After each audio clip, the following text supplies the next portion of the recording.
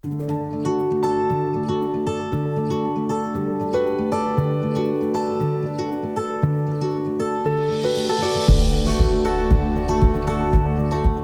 on hiiu keeles tore, lahe, mõnus, armas, väike ja selle nime peale tuli, võib öelda, et selle klubi üks peamisi idee autoreid Urve Merendi, kui me kogunesime, see on nüüd juba 17 aastat tagasi, keset Hiiumaad RMK Kapasto metsaonnis.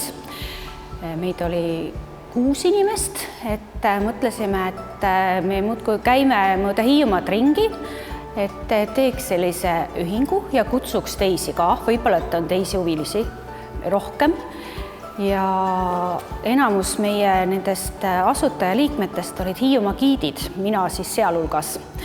Ja hämmastav on see, et nende aastate jooksul mõtled küll, et ma olen ju siin Hiiumaal igal pool käinud, kõik nurgatagused läbi, aga igal aastal jälle tuleb mõni nurk, mõni koht, mida, vau, kuidas ma siia pole jõudnud, ma ei teadnudki, et selline paik on olemas, et ja muidugi need teadmised, mida, kuna meil on ka erinevad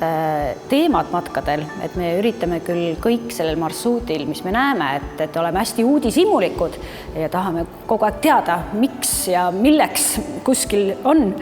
Et need on ka hästi palju juurde andnud, et ongi olnud meil seenematkad, linnuvaatlusmatkad, spetsiaalsed taimevaatlusmatkad, et see silmaring on nagu tohutult laienenud.